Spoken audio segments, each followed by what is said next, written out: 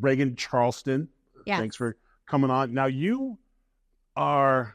I thought I had a lot of jobs. I thought I had a lot of career. And I've had a lot. Those who follow me know I've done quite a bit. Now this is not the first time I've met you. No. So we actually live in the same town. Yes. And you have a little bit of fame also. You've done some TV shows. A little bit. Southern Charm in New Orleans. Yes. Plus, you made appearances. You made appearances on a bunch of other stuff. Yeah. You also can sing a little bit. Oh, yeah. Thanks for reminding me. I forgot about that. Yep. Oh, my God. Yeah, I've done quite a bit of TV. Wow. Yeah. Was it X? You did some stuff with X? And... American Idol, Hollywood, went all the way. Yep. And then, I did X Factor. Ingrid was there. Yep. That's something I'd like to forget. That's a chapter. No, because no. You know what? Listen, before I got to the WWE, I tried out in Canada. And when I showed up, the secretary laughed at me.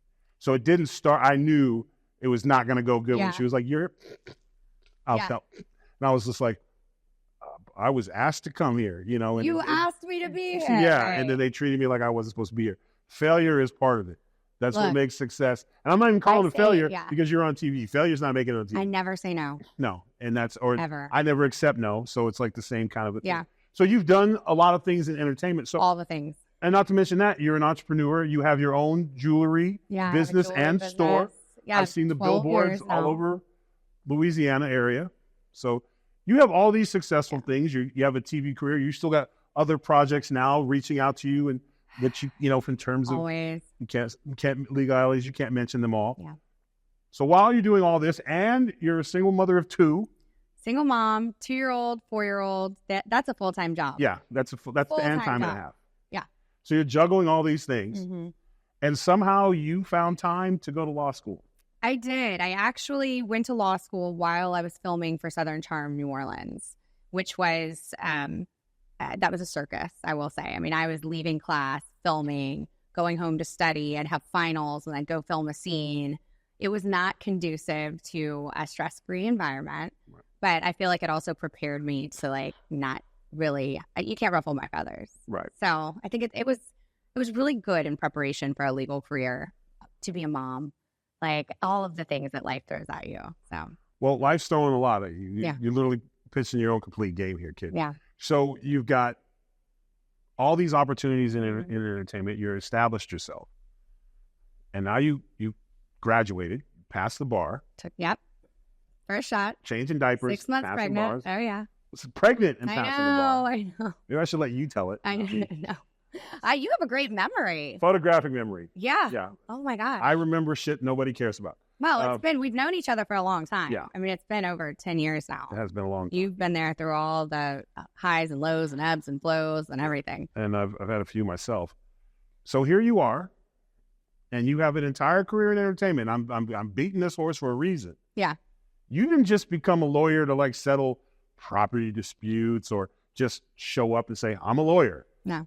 Like I'm going to let you tell it. You went in head first, and you're taking on some case stuff. Yeah. So just a little spoiler, like what are you currently working on? This is amazing to me. Well, okay, so I'm working on a lot. I've had the luxury of working on some of the largest litigations in history. Just most recently, my firm settled 3M, the earplug suit.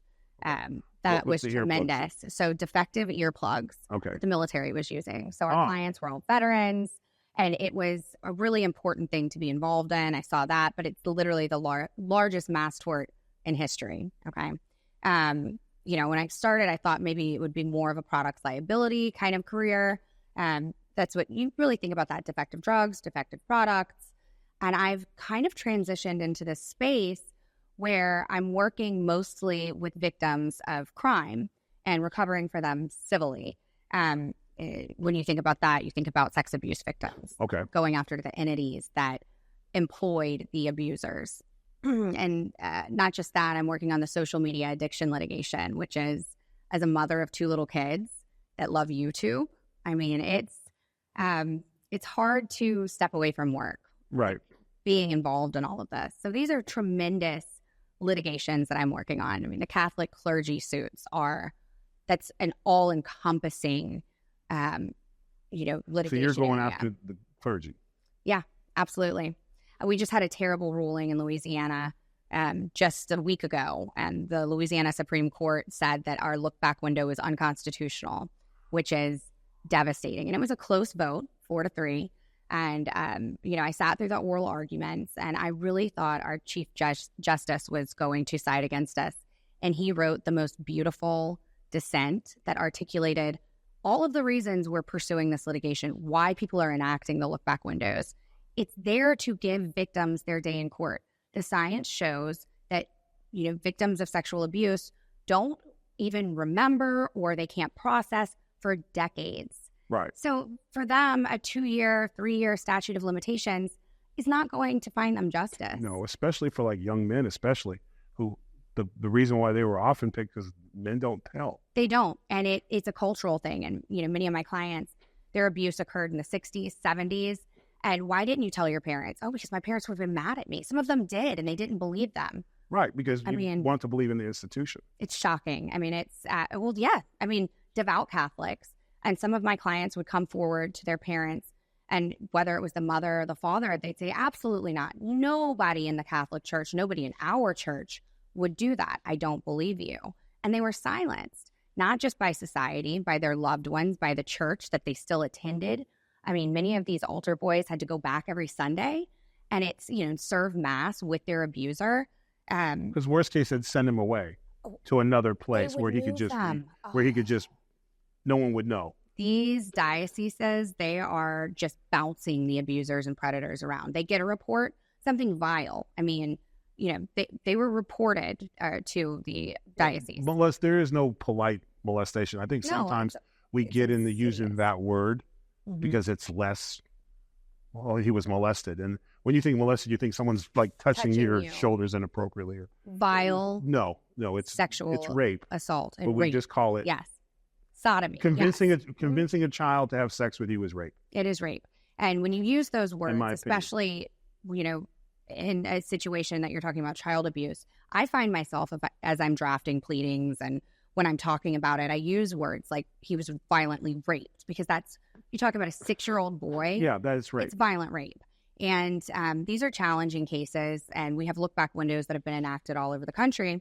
And Louisiana in particular, we had one, and it's been challenged on several occasions. And there was a reenactment of our statute in Louisiana that provided this look-back window, and it was challenged. And the Supreme Court just issued their decision and said that it's not constitutional under our state constitution. It's really devastating. Well, I have 2 questions. How could I didn't pass the bar, but I find it unconstitutional for whom? It's protecting the defendants. Absolutely. That's what. If I committed a sexual act against a peer when I was 13 and they were 13 or 9 or whatever, and now here I am, and this person one night sitting on the TV recognizes that's the guy, right? And they go and all the thing, and they'll be like, well, you can't go back in time, or you can't go back because it's they're reliving it. Right. So who is it really for?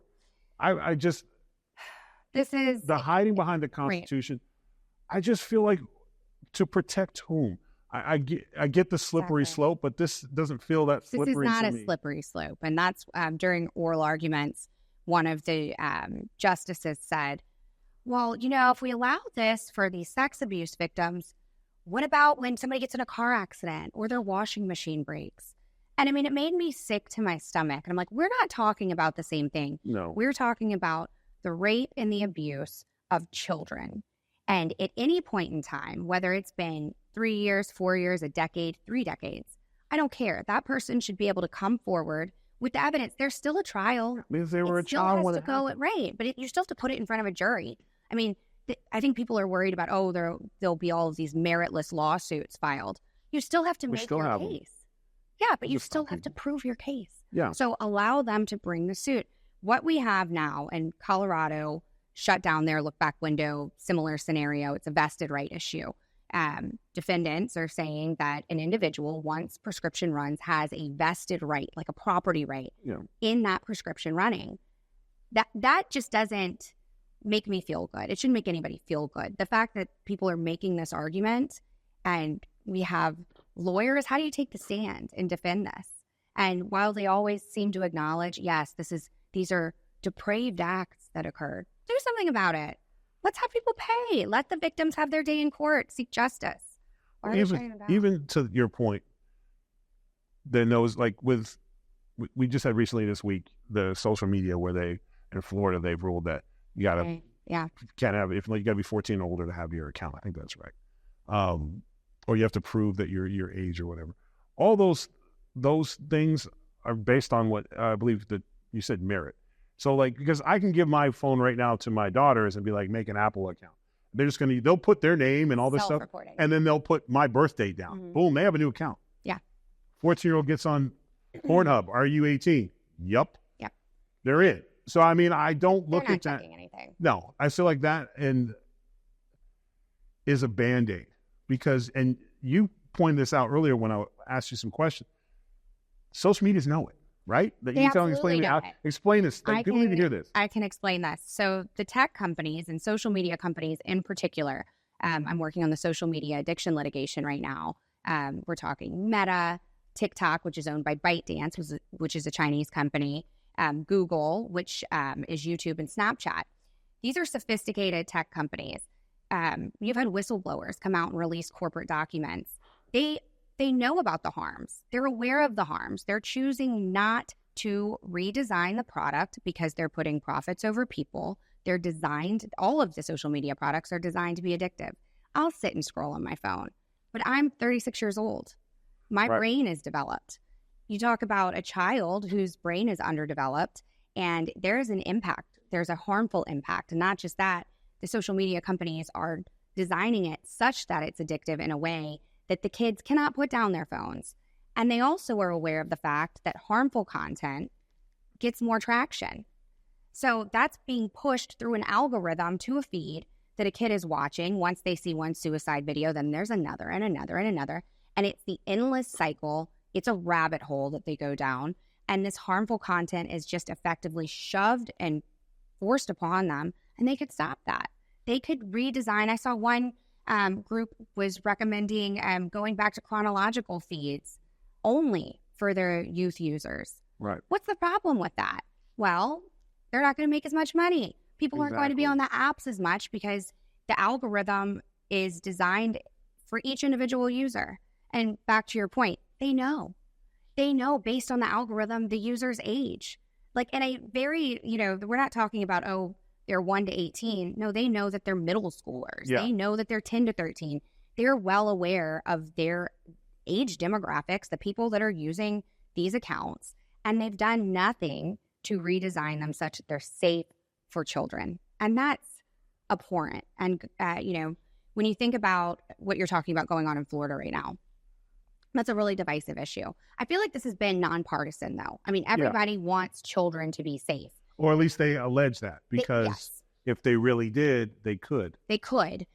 I think what we're seeing, though, is a trend that, the old adage is that the law always lags behind technology. And it's true, it always will. Technology, especially now. I mean, I blinked and AI was like the biggest thing ever. And I mean, it's just rapidly progressing. How do you really, it takes a long time to make law.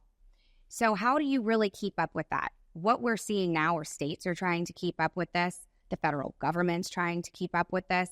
Everybody is trying to put pressure on these mega tech companies that, they dictate what goes on in society. They have this insane power, but they also have this responsibility to protect children, and they're just not doing it.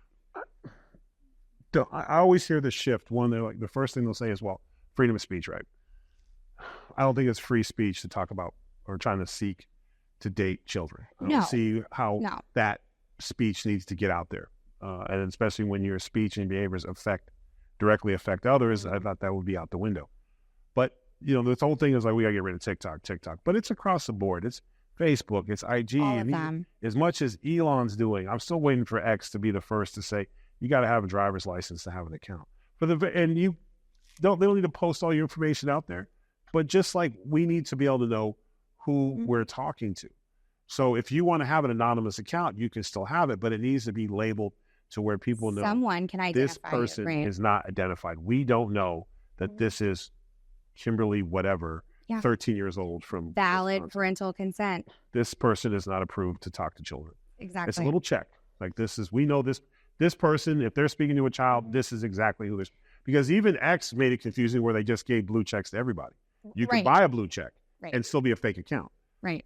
As far as because I was trying to do a little research. I did read somewhere, I don't know if this is true or not, Texas was taking it a step further. Like every time a man or a woman wanted to get on an adult site, they had to present their ID. Oh, I did hear about that. Louisiana was doing the same thing. I don't have a problem with that because you got to do that to go to a strip club or a club or whatever your deal is, wherever you got to go. You got to show a form of ID to get in there. I have no problem with that. Why can't you? Because then they know exactly. They say, well, it's my privacy. Well, then my argument would be maybe don't surf the internet for porn. I mean, you have a choice. You have a choice. Or you could go do it in another state where they don't require your driver's license. Or you could purchase private material or whatever. But if you need the convenience of being online, I think you should have to show your ID. I mean, because that's a deterrent in itself. Absolutely. It will stop boys from being inappropriate, especially because, like I said, I got 3 girls and a son. And I'm always worried about my daughters, but I'm more worried about my sons on searching social media stuff because boys get hooked into stuff. He'll be looking, trying to watch wrestling and try to find his favorite wrestler.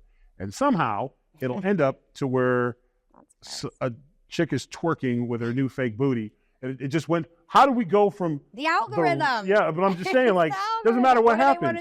Or someone's like, hi, don't talk to your parents. DM me and let's talk about your feelings. What? Child predators are using social media to target children, whether it's because they're accessible, which, hey, these social media companies are making it readily accessible. There is a choice that the companies could make. As soon as someone registers and they have knowledge that this is an underage user, it could automatically be set to a private account. No, they're automatically set to public. All of their information, anything they post, you would have to go in, or they would have to go in and change the settings on their account. Predators are using this as a tool to find, contact, groom, and abuse children. Not just that, they're transmitting CSAM, which is child sexual abuse materials, using the social websites. This is a community of predators. I mean, there are many communities online. I'm not saying social media is horrible. I love social media. I think that there are wonderful things that come with this online digital community. But it should be designed to be safe for children, just like anything else. You can't market towards children. You can't design the product such that you're getting your hooks in and they're addicted to it and they're being force-fed this harmful content that they're aware of. It's not like they just woke up and, they're just finding this out.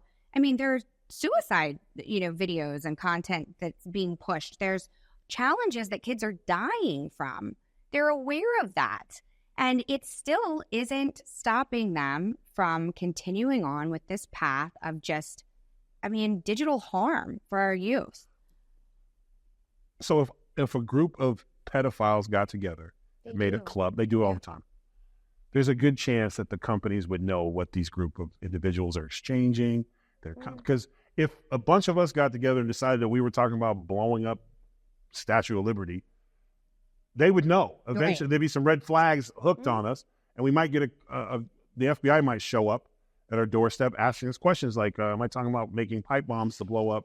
Yeah. But if we sit around and we talk about some other kind of pipe with children, no one's going to show up at the door. It's disgusting and disturbing, frankly. And, one of the first things that I looked at when I was researching and, working on this case was, are the words flagged? Like, are they even flagging like these terms that pedophiles use? Right. No, they're using them in their handles. I mean, they use the symbols in their pictures and they're grooming children and they're exchanging money for nudes. And they're getting them in person. All of this it's not happening in a vacuum. This is something where there's knowledge. People are reporting it. That's what is mind-blowing to me, is that someone will report that there's child sexual abuse materials. You have them Twitter or Instagram or Facebook. This has been exchanged on your site, TikTok. And they hold on to it. They're supposed to submit it to NCMEC, and it doesn't get taken down. They're not really reporting it to the proper authorities or agencies. So they're in possession of contraband.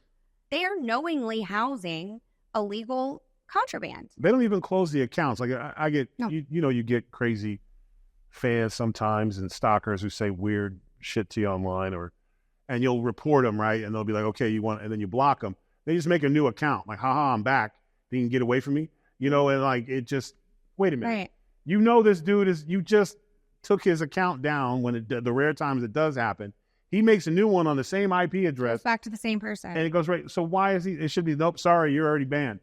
But it's not. So, okay. The technology exists to design these platforms such that they're safe, period. That's it. I mean, the story stops there. The science backs the fact that it's harmful for youth. The challenges that we all know have resulted in the deaths of young people could be stopped dead in their tracks. And they're not doing it. I think the initiatives that are being pushed it's just talk. I mean, I don't think that any of it's really effective. It hasn't Unless been one effective. of their, unfortunately, I always have this catch. It's one of the things I hate to say the least, and I feel like I'm saying a lot. Until the unaffected are affected, they just don't care. Yeah. So, unfortunately, if one of the individuals who runs these programs on TikTok or X or whatever, if one of their children or family members were to fall victim to an online predator, then they'd care a little bit. When is one of your own? Yeah. I think it was one of the Apple CEOs that said, my kids aren't allowed to use social media. Yeah. You don't have to be a tech, CEO to know that it's not good for your kids to sit on a phone all day and scroll. Well, if that was true, there would be no difference between Chinese TikTok and American TikTok. No. Well, yeah, that's shocking. I mean, two totally separate ideas behind the technology, the algorithm. Our algorithm it's shocking what is pushed upon children. It's harmful content. Why? Because it gets more clicks, it gets more views, it's more traction for the company. What does that equate to? More money. Right. So it's just it's the same old story. This is an Profits uphill over battle, people. what you're taking on, and it's going to have casualties. This could affect your entertainment career. Do you weigh that? Because you're going after an establishment. Whether, I'm not talking about right, left, or whatever. Like these people who do this, who choose to make a ton of money off this, they're going to have a problem with mother of two trying to kick their ass in court and take this away from them. Do you ever think to yourself, oh yeah, I'm working on it, and I'm like you're an advocate, even though you're just because you're a mom too. But I have social media. I have a business. Right. I love social media to promote my business, reach my customers. I make money through my social media, not directly through like ad payments. But you don't want to make money if that promoting meant my your jewelry, Mm-hmm. and then they click on it, and then it's, I don't know, cuddly bear men in their evening. No, I think that the last thing, I don't know, that's all I had. cuddly bear men. I mean, judge me. Well, they're yeah, but I'm just saying that was actually pretty innocent. But no, that was. But I'm just trying to think of like. Well, it goes back to I'm an adult. Like I wouldn't turn my phone over to my 4-year-old, 6-year-old, 8-year-old, 10-year-old to use Instagram. You're one swipe away from something that you shouldn't see. Even me, crazy as a 36-year-old woman, I'm like, what? Why is this follow here? Fish tanks, wrestling, weightlifting, and like a couple buddies, and that's pretty much it. And I will be scrolling, and I'll be like, I didn't swallow that. I didn't fall. What is that? And even at one point, it was like they'll block it and be like, this is graphic, and if you press the button. And it's what like is someone, a kid going to do? Yeah, someone's going to get their head cut off. And I'm like, take it down. I'm not following that. So then I go through the thing where like, I'm not interested in it. I'm not interested in it as the strictest, meanest thing you can say. Not, why are you, hey, my problem is Instagram. Instagram, why are you sending me this shit? Like, why? That's my question. Why is this even on my feed? And they'll be like, because shocking content gets more views. Right. It's going to just equate to more eyes on it. And also the endless scroll, it goes back to like a dopamine hit. Like you scroll until you see something you like, and you get that dopamine rush, which is what's happening to the kids. And it's game over. Yeah.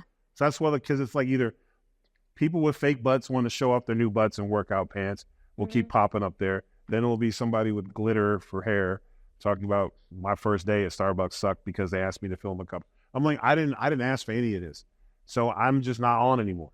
And just because I stopped posting. I only post I don't post my kids be like, Dad, can you put, because they used to like to see how many likes they can get because they get a little rub because of me. So I put it on there. And they're like, oh, I got 10,000 likes an hour. It's a I'm famous. dopamine hit. Yeah, they're so excited about it. I don't do it anymore because then I'll be like, oh man, your daughter's pretty.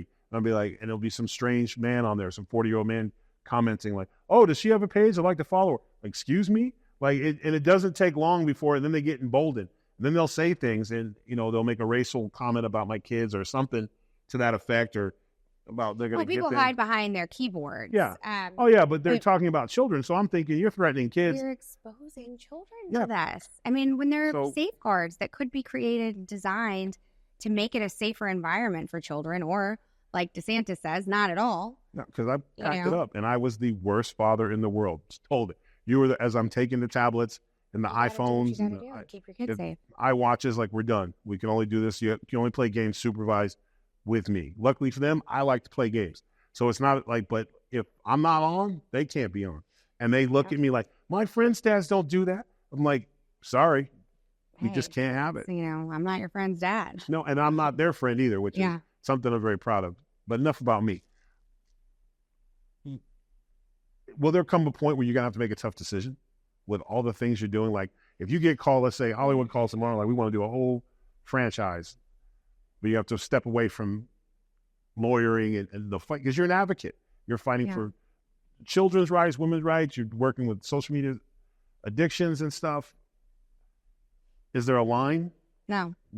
So this is it. Like, you're a lawyer now who just happens to be, on occasion, you'll see you pop up on TV here, and you're starting to go. Would you consider combining the worlds and being an advocate, not just doing the fight on the ground, but coming on TV? And because I can't remember, fellas, does anyone's ever even talked about this? Talking about the other side of it, because no one wants to go there. Yeah.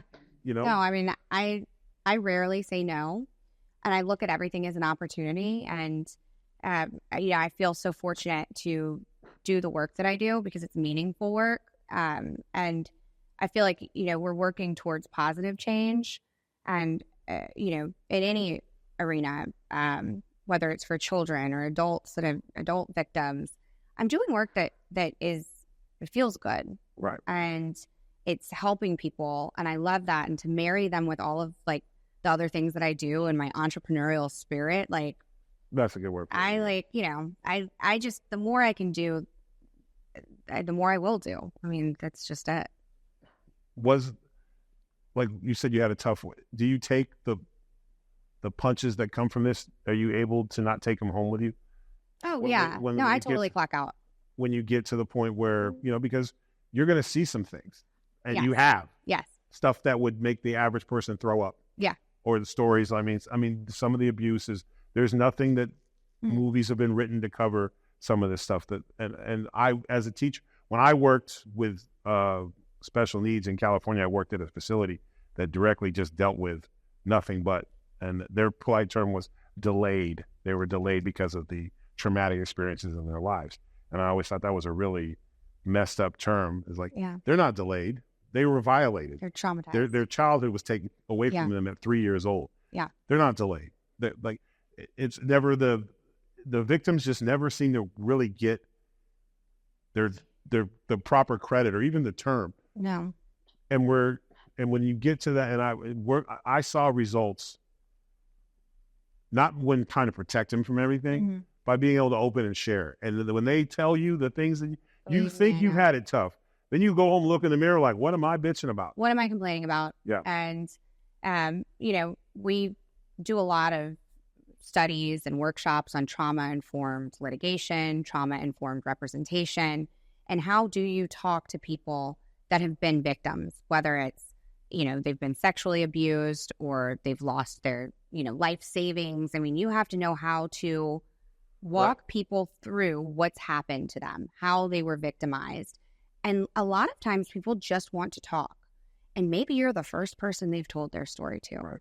And, several of my clients, I'll get on the phone with them and, hi, I'm your attorney. I'm going to be handling your case. I'm going to have to ask you some difficult questions. Let me know if anything makes you uncomfortable. We can call it quits for the day. And tell you what, more often than not, I can't get them off the phone. It's like I'm running up against dinner time for my kids, and I'm like, we can continue this later.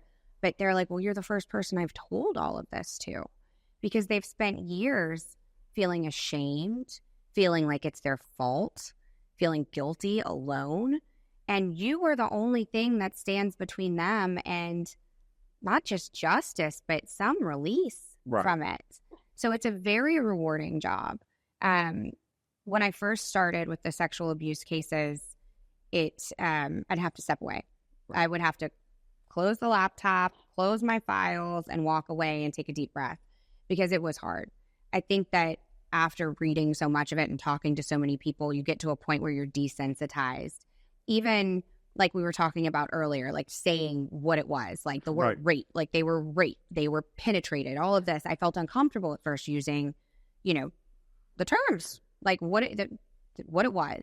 And now it's easier to talk about in kind of a scientific way as you're working through it. Isn't it funny? Like, I'm just hearing you talk. We have so many gloves on telling their story, but there's no gloves protecting them. No. Like, everyone's worried about oh, you can't, look back in the person's window from the 4 years ago because it's against you're going to hurt their rights and it's unconstitutional or whatever. I'm disgusted by it. But you can't also paint the real picture for people to see. I think because a lot of us don't see it that way, especially if you've been fortunate not to be physically molested or raped by a relative or a stranger or whatever. Sometimes, and it's for a man like me, because I would if someone tried to get me, I'd knock them out, I'd do this, I'd boo. Everyone always says that type of stuff. Sometimes you have to use that language to make us see, to be uncomfortable. You need to, and again, is your mission to make the average unaffected person uncomfortable enough that they do something about it? Yeah, protect their children. To protect, because they think it's not us. That's their problem. There needs that's his problem. Not me, not mine. Because you always hear that. Yeah, my kids would tell me. Yeah. No, they wouldn't. No one's kid is ever the predator. No one's kid's ever the one with the issue. And there's a lot of it would never happen to me or mine. And I'll tell you what, I don't trust my kids around anybody. And I mean anybody. I am, I'm not going to let sleepovers go on. I, don't even know about summer camps. Like, putting your children around strangers that may or may not have been properly vetted or reported or even just, fired. That's a real scary thing. As a lawyer, when you were starting to see knowing that they knew, right? When is it going to be like, if I knew that one of my workers was physically aggressive with people and to the point where he was beating guys up during lunch or whatever, and I sent him to another facility and the guy he beat up over there died, how am I not responsible? You're 100% responsible. You're on notice. Could I be responsible civilly? Yes. So that's where I didn't do that. Yeah. I didn't do that. For the record. You have not just constructive notice. You have actual notice that this person is unfit, to be around whoever it is. So unfit that I had to get him away from my general area and transfer him to somewhere else. And of course, his file didn't make it, at least not the part because they wouldn't want him. Yeah.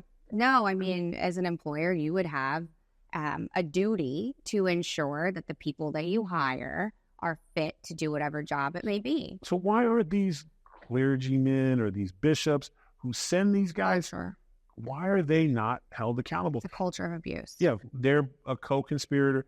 That's literally like giving someone I'm going to send you to a new church where no one knows about you and you can do whatever, and we'll just pretend like this didn't happen. That's enabling. You're knowingly knowing where you're sending him. Negligent is what it is. But how are you not a co-conspirator? Wow. I mean, telling the guy you're liable for the damages of many folks, and that's what their churches are lucking out left and right because we still hear the church, and I don't want to hear church anymore. I want to hear the name of the guys responsible. I want to hear whatever the head bishop. I'm not a very religious dude, so if it's bishop or cardinal or whatever whomever. Yeah, I really wasn't. Like, I had to learn the structure of the Catholic Church. I'm still trying to wrap my head around it. I'm Episcopalian, and when I say Episcopalian, we go for a christening or a special occasion or a holiday. Right. I'm not at church every Sunday. I'm worse than that. So I don't even, I'm like, it's a what? And some of it sounds so far-fetched, and I'm just like trying to wrap my head around it. But the cases in Louisiana are, well, I mean, they're... You were in the hotbed of the worstness of human beings. It's all over, though. But it just seems like, well, because I live in Louisiana too. And we're in the top charts in a lot of categories that I really wish we weren't. We're like number 2 in murder, number 1 in bad schools. Apparently, we're full of shit too because we have shit in the water. We're also the unhappiest place and the place where most people don't go to the doctor. So we've got a lot of titles that I really think we need to... our maternal death rate is like and we're not astronomical. We have a lot of change, and we have a new governor who is apparently making several amendments to the Louisiana Constitution. And I would implore him to amend this issue as to vested rights and how it relates to the survivors and victims of sexual abuse. That is our only shot at recovering for these victims and having them see their day in court. And you know what? A lot of them don't even want the money. A lot of them are like, I don't care how much I get. I don't care if I get nothing. I want them to be accountable. Right. I want people to know. And that's when you realize, like, man, well, that's a real person who has been assaulted or whatever. Everyone deserves the right to be heard. But I also think everyone also needs to be accountable after they're heard. And if it's the truth, if it's not an allegation for a long time, we had the wrong allegations make it harder for real allegations. I never believed bullshit. Treat them all the same. Look, the evidence is the evidence. Evidence is evidence. It shouldn't matter. You still have to make your case. Yeah. And for all of these people saying, well, this happened 30 years ago. Not everybody's dead. It's still happening to them every day. There's records. There's written reports. There's documents showing transfer. There's psychiatric records saying that this person went and disclosed that they were sexually abused, told their brother, their neighbor, their mom that this happened, and there's 6 other little boys. There's photographs. Yeah, it's not like he's stopped. Yeah. It's not like he's got to a new place and just changed it. No. You want to hear a horror story? Well, that's why we're here. I'm going to tell you a horror story right now. Gilbert Gaucher. You have a sensitive guy. You okay? Oh, sorry. All right, go ahead. All right, toughen up. Gilbert Gaucher is one of the most prolific and famous child predators ever. And maybe just that we know about. Okay. But his record is pretty astounding. And he worked in Louisiana, and at around the 70s, he became a priest at a local church in kind of central Louisiana within the Diocese of Lafayette. And he was your typical outdoorsman. Everybody loved him. He would hunt, and he would fish, and he had a little red sports car and an RV. He was cool. He was cool. And what he was doing was he was running the altar boy program, and he would groom the little boys. And many of my clients that I've spoken to, it wasn't like I groomed for 6 months. It was like 2 or 3 days they'd hang out, go fishing, and then he'd say, I have to give you a physical. And the sexual abuse, it was vile. I mean, the worst imaginable. Right. Use your imagination. It's really, you won't sleep. So this guy is reported on several occasions to the church, to the parish, to the diocese. They just bounce him around. He's going parish to parish, racking up his numbers, abusing little boys everywhere. Finally, in the 1980s, somebody reports him, and it makes its way to the police. And he is charged with, I think it was 33 counts. 33 counts. Doesn't stop there. That was the charge. Right. During depositions and independent medical evaluations, he admits to the sexual abuse and rape of hundreds of children in Louisiana. He did 10 years. 10 years. 10 years. Moved to Texas. Went to Texas, started driving a school bus. Okay. He, there in Texas, held up a 6-year-old little girl at gunpoint who he then raped. Okay. This is, what is wrong with society that this was allowed to happen? I thought he was dead. I thought Gilbert Gaucher was surprised he survived. Usually, that, again, we do not condone murder ever. No. Just have to always say that. But typically, historically, when men who commit crimes against children are incarcerated, it kind of takes care of itself. Not, again, horrible, whatever, but I'm just saying it's a fact. He made it out. He made it out just fine. Half of his sentence, he only got 20 years. He makes it out in 10, moves to Texas, carries on his bad behavior. And goes right back to doing what he's doing. I had no idea. So I'm working on this and I'm drafting, unfortunately, ahead of this decision. I'm getting all of our petitions ready to file, and I'm starting to work on my Gaucher cases. And I was like, well, what happened to Gaucher? And I really wanted to like put a fine point on, you know, the story and the case and how this was nationally known and discussed. And then I found he was still alive and or free. I mean, either dead or in jail. Like this is how my brain, as a rational, responsible human being, knowing that all of this had come out, certainly he's not a free man. Should get at least a year for each boy. He's in Texas. And my partner, Mary Lou, that I work for, who is a tremendous attorney that works, you know, with children, sexually abused children, sexually abused adults. She's in human trafficking cases, CSAM cases. She's on the steering committee for the social media addiction litigation. She looked it up even further and said that he lives in a community in Texas where something like 60% of the residents are convicted sex offenders. So it's their Disneyland. Basically. I'm like, what? They all use the net. Where I'll never go. Yeah. Anyone. Shocking. These things are like, you can't comprehend these things. So, okay. On the national level, as an advocate, where would you go if you wanted to get to where more mainstream talked about this? Is it a program in the White House? Like, what is it that's not being done? A database? Like, what is not being done that you think, looking at it from inside perspective, that could change things a little bit? At least give you a tool. Sunlight is the best disinfectant. Talking about it, making people aware, having major penalties for entities that employ people that sexually abuse children and adults. I mean, it's happening. I have a case with a young man, well, he's an adult, sexually abused in a rehabilitation facility. The guy shouldn't have been there. No. He shouldn't have been an employee at this company. He'd had a record. They should have known he was not fit to be there. You know, you should have known, baby. And they should have known that he was going to sexually abuse someone in his care. You know, when it comes to entities that don't have the proper policies, the training, that's a start. Hit them where it hurts. You know, once people realize, like, I'm going to have to pay a lot of money if this goes on, you know, that's a deterrent. But also for victims to come forward. Many people never tell their story. No. Many people are never comfortable enough to even bring a case forward. It's a lot to be dehumanized, because that's what rape is. They're taking humanity away from you. They're stealing their humanity, their life, their joy, their future. Right.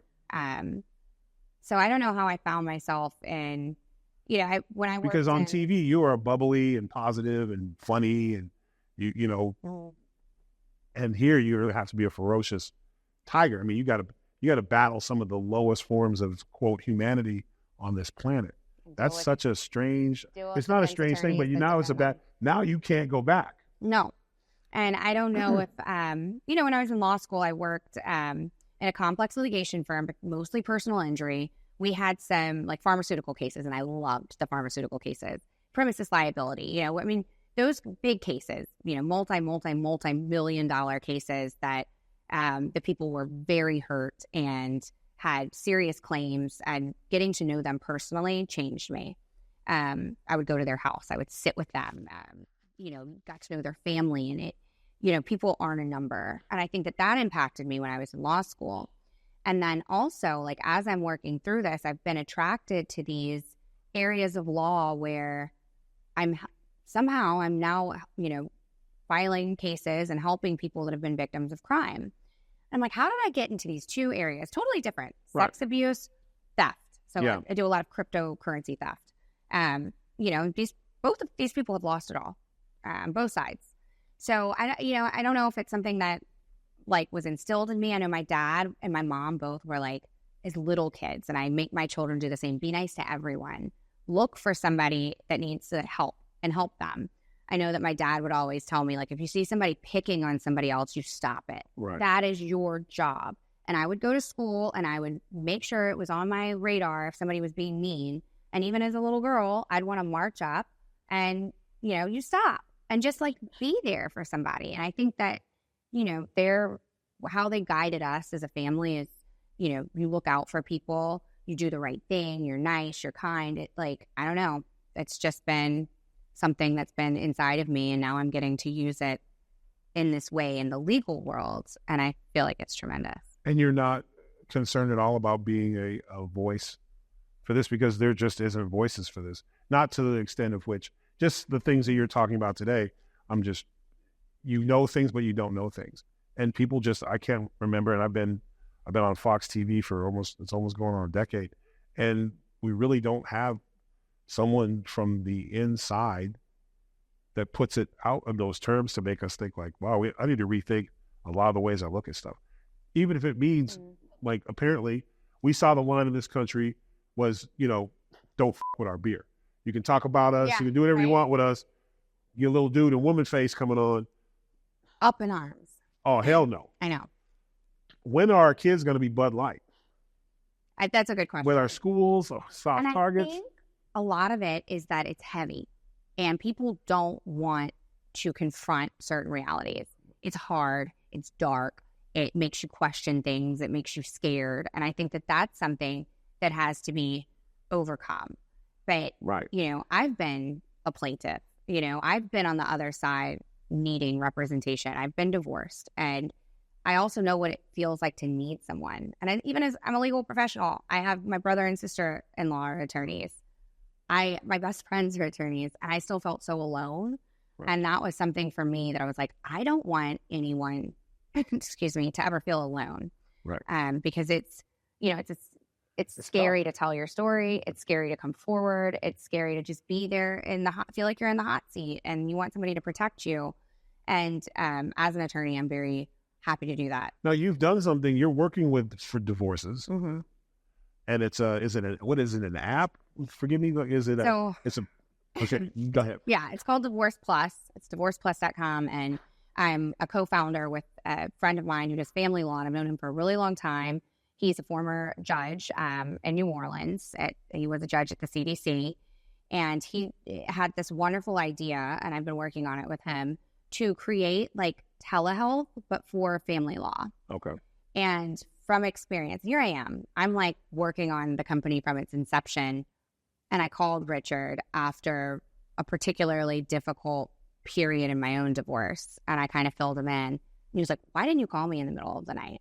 And I was like, well, I actually thought about getting onto the website and logging in and finding someone, because it's at those hours at 3 a.m. that you're awake and you're like, what's going to happen? You get the rundown from your attorney. I can go online and research it myself. Right. But the emotional thing that's tied to something it's any case really. If you, you stand to lose something, the emotional quality. But this is a holistic idea for how do you handle divorce, whether it's filing your own papers, finding you an attorney, talking to a divorce therapist, talking to a co-parenting therapist. All of the experts are there. So we pair people in the community with practitioners, professionals, other people going through it. And so it's urgent care for divorce.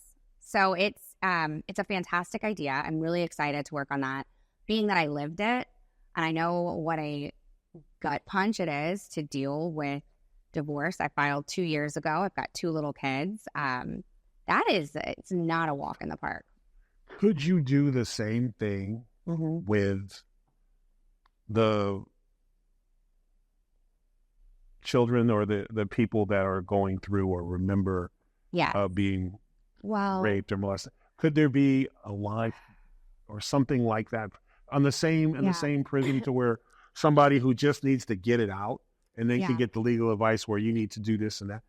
Would that even be a starter? Or would that be one of those things but you know what? I can call someone up to talk about divorce. Yeah. But I don't know if I can call someone to talk about my sexual abuse. My sexual abuse. Well, there's they have hotlines. Yeah, there's but hotlines something that not just to where you talk to somebody and they say, but someone only talks to you and then they give you the legal advice.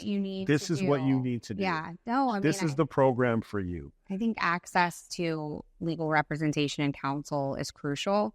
I think a lot of people feel like they can't face it. They don't know how. They're intimidated by the legal process. They want to protect their anonymity. We file motions to proceed under pseudonym regularly. Defendants hate that. They try to get it thrown out. I have a case right now where we already had it granted by the court, and they're still trying to compel. And I'm like, we have an order on it. Like, pound sand. But, there are so many tools that maybe they don't know that. Maybe somebody who says, I don't want anyone to know I was sexually abused. Well, we can proceed under pseudonym. And that doesn't mean that the judge is necessarily going to grant the order, but by and large, they typically do, given the sensitivity of the injury and what's going on. So there are so many different things that, to your point, people should be aware of. The word should be out there. And that would be a great idea too. Well, you can. I don't think it's yours. I'm not technically savvy enough. I have a hard enough time. I'm about. I think I got 2 feet out the door, and I just haven't turned the lock yet on my social media. They keep saying that you need it for careers, but my career's doing all right, and I barely post as it is. And all I ever do when I look on there is get mad. So yeah, and the flip side of the coin, like I said, I like it. I like social media. I stay in touch with friends, especially I meet a lot of people. And the business cards sink to the bottom of my purse, and they go in a drawer. Yeah, does anyone do business cards anymore? Yeah. Even when you get a business card, you take a picture of it. You take a picture. But even LinkedIn, I don't get on my LinkedIn that frequently. Has anyone?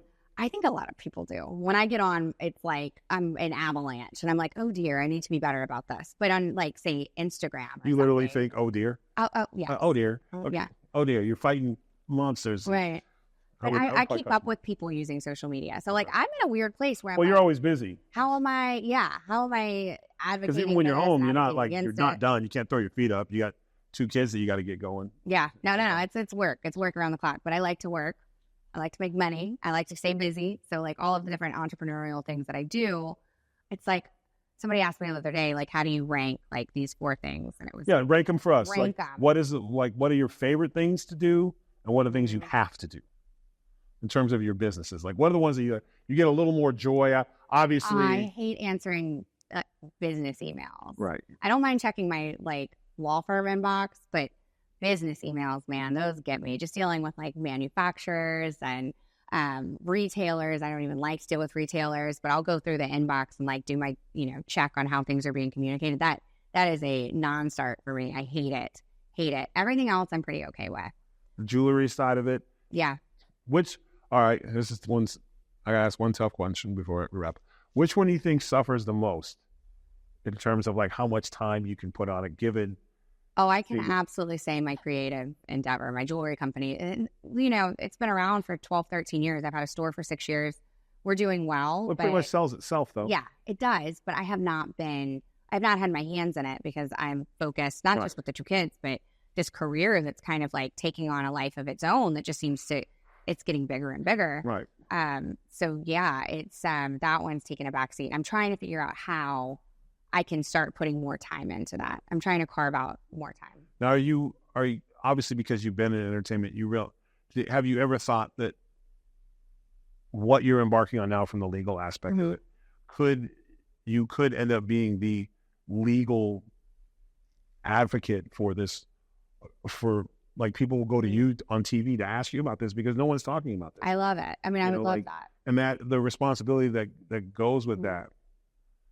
I'm a good storyteller. Yeah. And I'm a good communicator, and I like people. And I feel like if you can effectively deliver a message, you're going to be able to impact change. Right. You're going to reach more people. The word is going to be spread farther. So yeah, I mean, that's an ultimate dream come true scenario. If I can marry all of these things. Put it all together. Yeah.